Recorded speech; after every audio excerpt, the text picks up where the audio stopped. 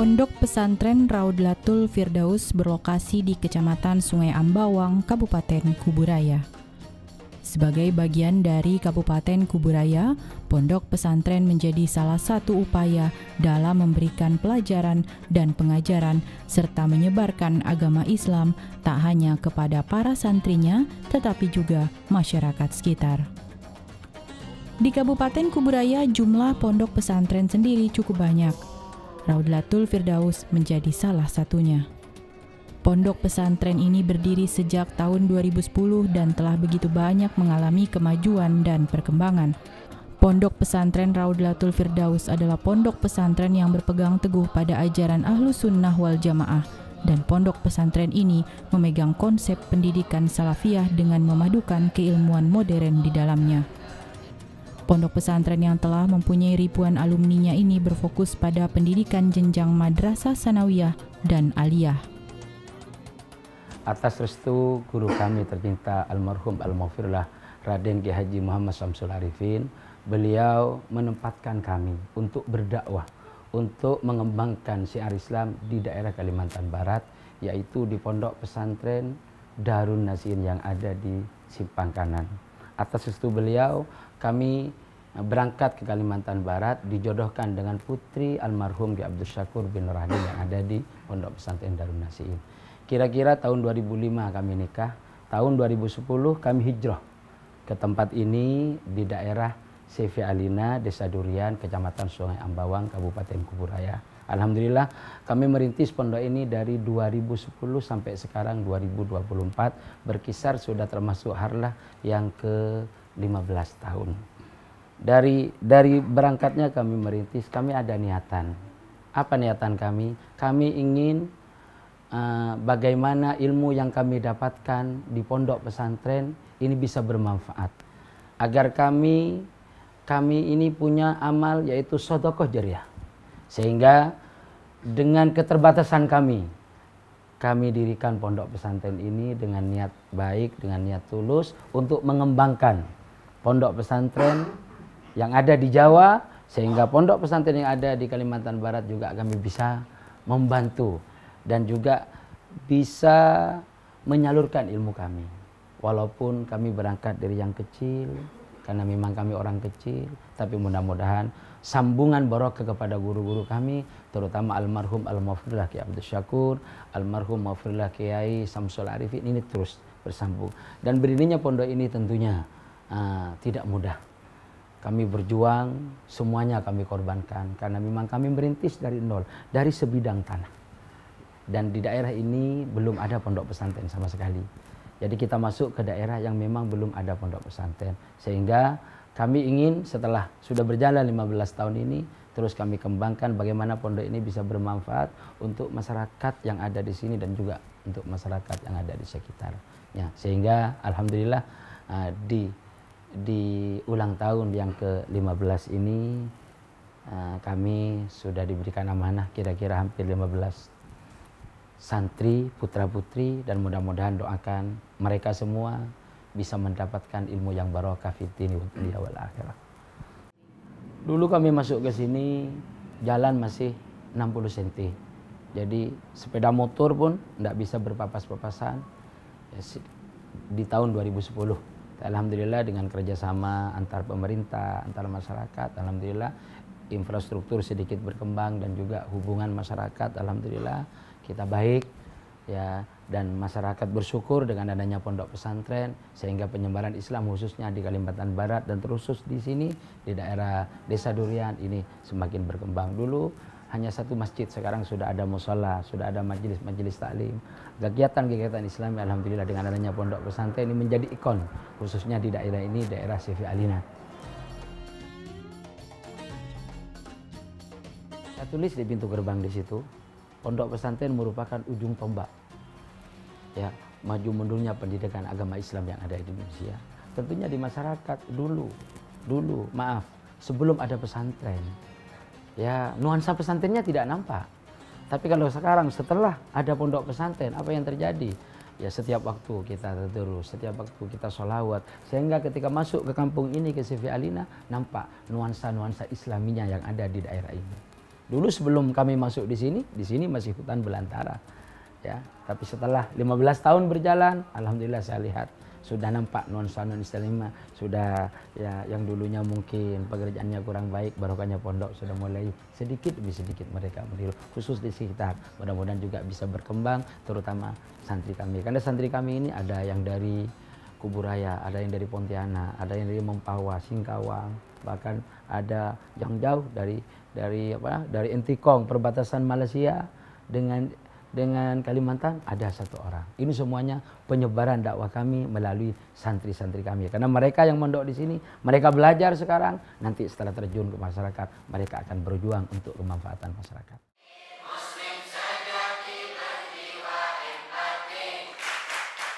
Saya punya mimpi, saya punya rencana, saya punya cita-cita. Karena saya ingat pesan guru saya, selama kita masih bisa bergerak, selama masih kita bisa berbuat, dan selama kita masih bisa memberikan kontribusi kepada orang lain, berbuatlah. Itu kata guru saya. Sehingga saya punya mimpi, Pondok Raudhatul Firdaus ini yang kita dengan teman-teman kita coba bina dari awal sampai sekarang, kita menginginkan terus berkembang. Dari dunia pendidikan, kami di sini masih ada sanawiyah, masih ada aliyah. Tapi ke depan insya Allah, mudah-mudahan kami juga bisa membangun kampus yang sehingga santri kami keluar dari pondok sudah sarjana. Untuk sementara memang kami masih sistem saja. Ada santri yang dari sini berangkat kuliah, tapi kuliahnya di luar, tapi berangkat dari pondok pesantren.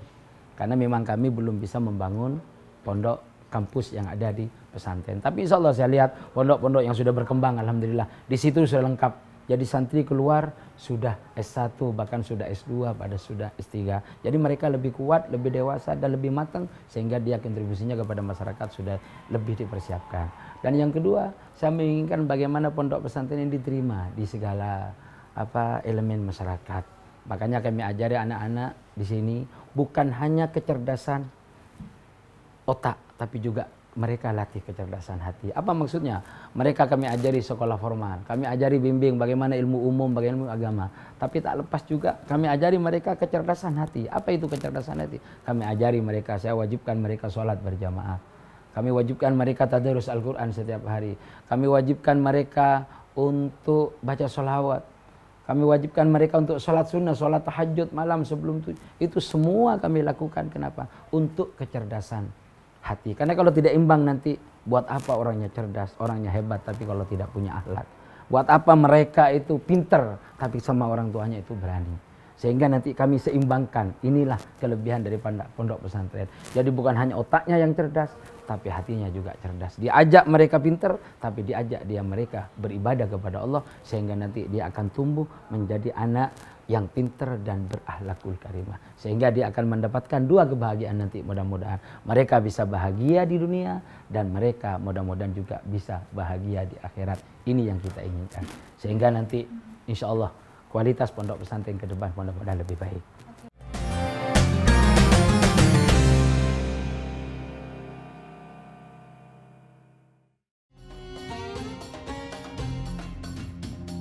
Pondok pesantren Raudhatul Firdaus menerapkan metode pembelajaran ilmu agama yang sangat dominan. Kajian agama dan kitab suci menjadi makanan sehari-hari para santri, namun tentunya hal ini juga diiringi dengan pendidikan formal seperti sekolah pada umumnya. Selain mendalami ilmu agama, pondok pesantren ini juga bahkan mengunggulkan pembelajaran bahasa seperti Inggris dan Arab serta Mandarin. Hal ini juga menjadi upaya agar syiar agama Islam semakin meluas, dimengerti tidak hanya 1 atau 2 bahasa, sehingga penyebarannya juga menjadi lebih mudah. Untuk di Madrasah Sanawiyah dan Aliyah, ini juga ada pendidikan mata pelajaran, yaitu seperti matematika, bahasa Inggris, sama dengan sekolah formal yang di luar, seperti SMA, setara dengan SMA dan SMP. Pelajarannya yaitu kalau di bidang agamanya, yaitu pelajaran bahasa Arab, SKI, sejarah kebudayaan Islam, fikih, dan akidah. Adapun yang non formal yaitu mata pelajaran seperti bahasa Inggris, IPA, IPS, PKN, dan pelajaran yang lainnya, seperti itu. Untuk mendalami ilmu agama di madrasah sanawiyah maupun madrasah aliyah, di samping mereka itu belajar ilmu agama di pesantren, namun di madrasah sanawiyah dan madrasah aliyah itu juga diterapkan pembelajaran ilmu agama. Contohnya seperti tata cara sholat, itu juga dipraktekkan di sekolah dan juga ada pengajarannya. Metode baca Al-Quran, ada pelajarannya yaitu mata pelajaran Al-Quran hadis. Dan untuk mengenal Allah yaitu dengan mata pelajaran akidah akhlak. Kami dari pagi masuk sekolah yaitu mulai pada jam 7 pagi, istirahat sampai jam 9. Jadi jam pertama dan jam kedua, habis itu kita istirahat dan masuk lagi jam setengah 10 sampai jam setengah 12 untuk persiapan para santri melanjutkan kegiatan yang ada di pondok pesantren. Kegiatan yang berbeda di bulan-bulan hari besar, di hari-hari besar, di antaranya di bulan Maulid, yaitu dari pihak madrasah bekerja sama dengan pihak pesantren untuk melaksanakan kegiatan Maulid, mendatangkan mubaligh di samping mereka biar ada kesinambungan antara pondok pesantren dengan dengan tokoh, dengan ulama yang didatangkan ke madrasah maupun ke pondok pesantren Rodotul Firdaus. Kalau di bulan puasa mereka difokuskan dengan hataman Al-Quran, dengan hataman kitab-kitab. Metode dalam mengajar di pondok pesantren Rodotul Firdaus memiliki beberapa varian, tentunya dengan metode yang telah ada, baik metode ceramah, diskusi, menulis, dan sebagainya. Tentunya tidak cukup di situ, kami juga menyediakan ketika santri masuk pertama di pondok pesantren Rodotul Firdaus, mereka akan melakukan program khusus yang dinamakan program Iqdad, di mana di sana dikhususkan program yang namanya metode Yembu'ah, baca cepat dan tepat Al-Quran, di mana selama 1 tahun santri itu akan dikodok cara mengaji yang benar dengan tajwid, dengan makhrajnya, seperti itu. Setelah sudah selesai, maka melanjut kepada metode iktisaf. Salah satu metode cepat, baca tepat, cara membaca kitab kuning, kitab klasik, yang mana merupakan metode kitab ini untuk mempermudah santri dan mengenalkan santri. Ciri khas santri, ciri khas pesantren bisa memahami kitab gundul atau disebut kitab kuning, kitab turos dalam bahasa Arabnya, seperti itu. Setelah itu maka santri juga akan boleh memilih baik program bahasa terdiri bahasa Arab, bahasa Inggris, dan juga bahasa Mandarin. Tidak cukup di situ, ada program yang khusus juga yaitu menghafalkan Al-Quran, seperti itu. Baik, intinya jadi santri ketika masuk ke pondok pesantren Rodotul Firdaus, setelah melakukan program wajib, program Al-Quran, program kitab, maka santri itu boleh memilih akan memasuki program bahasa, baik menghafalkan Al-Quran.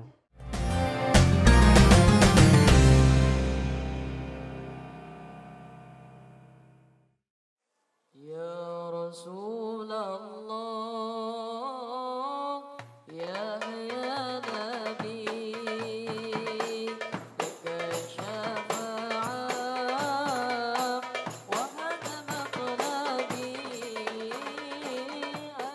Santri yang belajar dan mondok di pondok pesantren tentunya tidak hanya serta-merta belajar ilmu agama di kelas berupa materi, tetapi mereka juga menjalankan praktek di waktu tertentu. Hal ini akan semakin terlihat jelas ketika bulan tertentu seperti Ramadan, di mana kegiatan santri akan semakin padat. Selain metode belajar di kelas, pondok pesantren ini juga mengedepankan belajar Islam melalui kegiatan ekstrakurikulernya, seperti qiraatul Quran, pramuka, hadrah, kasidah, majelis taklim, dan diklat serta tahsinul khot.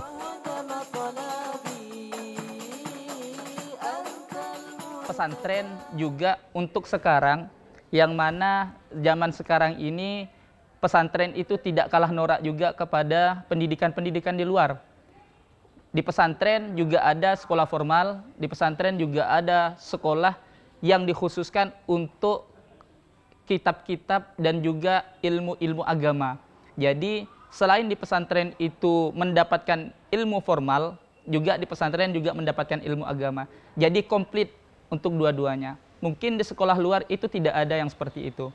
Ada, tetapi mungkin sedikit. Yang jelas yang lebih komplit itu di pesantren, Kak. Untuk hadrah sendiri, kami itu emang menjadi kegiatan pokok. Selain hadrah ini untuk menghibur, juga hadrah ini kan juga termasuk salah satu penyebar luas Islam yang ada di Indonesia. Nah, untuk memadukan itu, Kak, kami selalu berinovasi untuk mendapatkan yang lebih baik seperti sholawat itu untuk menunjang kepada santri agar semangat belajarnya. Bukan menjadi tujuan pokok untuk sholawat itu di pondok pesantren, akan tetapi untuk memberikan sedikit hiburan dan memberikan kesemangatan agar belajar kitab-kitab kuning, belajar yang di pesantren itu bisa semangat seperti itu, untuk penghibur dan juga untuk penyemangat. Karena kalau hanya belajar, fokus di pelajaran saja, saya rasa akan hambar, sehingga harus ada hiburan seperti hadroh.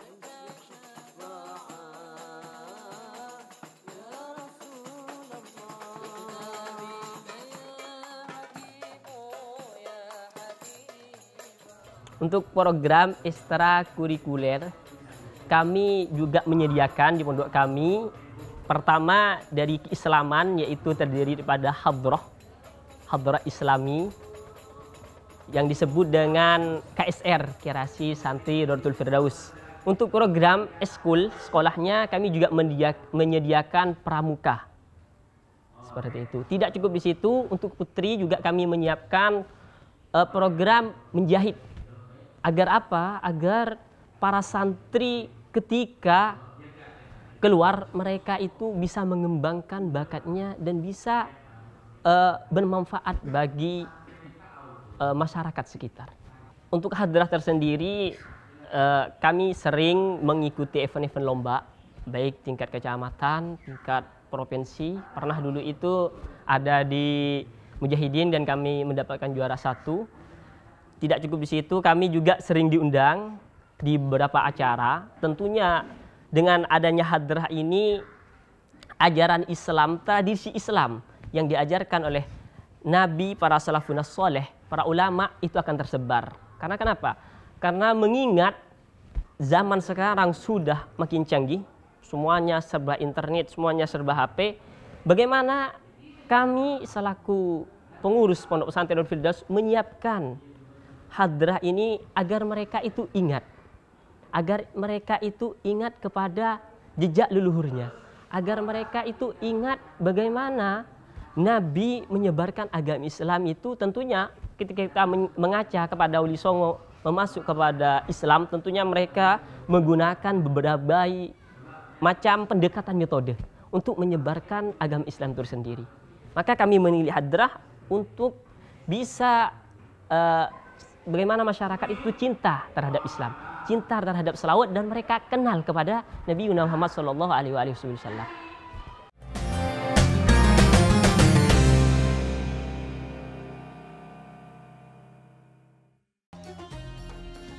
Pondok pesantren berusia cukup tua ini menjadi bukti perkembangan Islam di Provinsi Kalimantan Barat.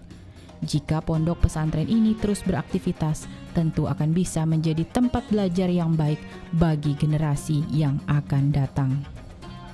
Untuk melestarikan pesantren sebagai jejak penyebar agama Islam, tentunya kita ketahui bahwa Indonesia merupakan salah satu negara yang popularitas pesantrennya sangat banyak, terkhusus di Sungai Ambabang tersendiri termasuk terbanyak se-Kabupaten Kuburaya. Untuk melestarikan seperti itu, kami selaku pengurus pondok pesantren terus melakukan evaluasi bagaimana pesantren itu terus berkembang, bagaimana pesantren ini lebih baik, cara mengajarnya lebih diterima oleh santri cepat mengerti, tentunya keamanan di pondok pesantren menjadi bahan utama yang akan kami jaga. Karena kita ketahui bukan hanya satu orang, melainkan ada beberapa orang yang memiliki beberapa watak, tabiat yang berbeda-beda. Namun ketika masuk ke pesantren, kami memfasilitasi, membimbing mereka seperti itu. Dan juga salah satunya cara melestarikan, kami menjaga nilai-nilai keislaman, menyebarkan nilai-nilai keislaman, memperkenalkan nilai-nilai keislaman, baik itu dari kegiatan mengaji Al-Quran, kegiatan mengaji kitab, dan juga majelis-majelis taklim baik di dalam dan juga maupun di luar. Kita yang dilihat itu bukan hasilnya, tapi prosesnya. Apa maksudnya? Kita akan berusaha yang terbaik bagaimana mengantarkan mereka.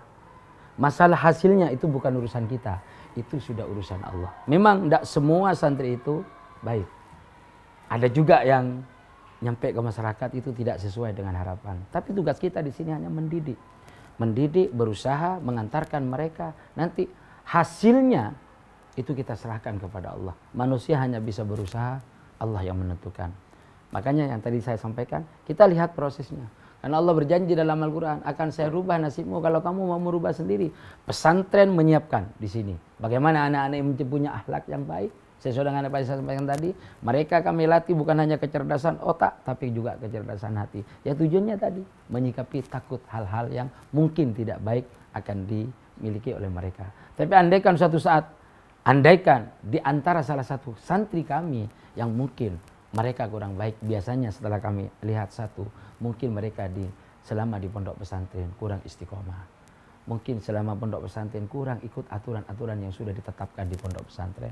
Mungkin selama di pondok pesantren sering melanggar aturan yang ada. Berani sama guru, berani sama orang tua. Sehingga apa yang terjadi? Ilmu yang mereka dapatkan kurang barokah dan kurang manfaat. Tapi mohon doanya, mudah-mudahan santri-santri kami dan juga pondok-pondok yang lain, mudah-mudahan insya Allah niatnya mereka sama. Mereka mengkader, mereka mendidik santrinya agar menjadi orang yang bermanfaat.